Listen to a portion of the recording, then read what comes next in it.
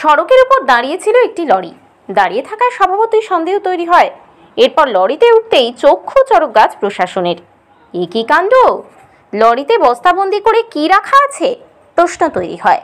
ঠিক তারপরে বস্তা হঠাৎই দেখা যায় শয়ে শয়ে নিষিদ্ধ কাশির সিরাপ তথা ফেন্সিডিল।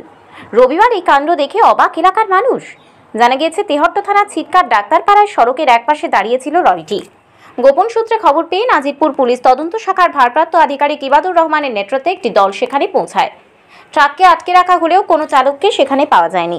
এরপর তেহট্ট থানার পুলিশ আধিকারিক অভিজিৎ বিশ্বাস ও তেহট্ট 2 ব্লকের বিডিও ধ্রুবাঙ্কুর ঠাকুর সহ অন্যান্য আধিকারিকের উপস্থিতিতে ট্রাক তল্লাশি চালানো হয়।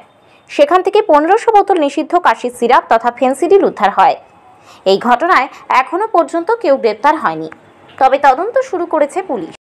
আমাদের কাছে ইনফরমেশন ছিল যে এই গাড়িটাতে করে একটা গাড়ি করে কিছু নার্কোটিক্স ট্রান্সফার হচ্ছে, তো সেই অনুযায়ী গাড়িটা এই জায়গাতে দাঁড়িয়ে আছে।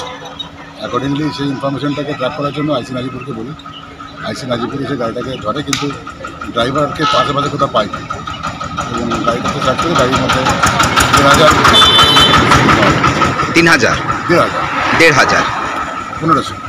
1,500 বোতল মতো ফেন্সিডিল পাওয়া গেছে। প্রত্যেকটাই 100 ml ইচ। তো সেগুলোকে সিজ এবং সিলিংয়ের প্রসিজার এখন চলছে।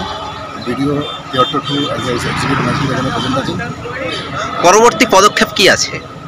আমরা দেখবো এই গাড়িটা কার এবং মালটা কার ছিল, আমরা তদন্ত করে দেখবো, সেই অনুযায়ী আইনগত ব্যবস্থা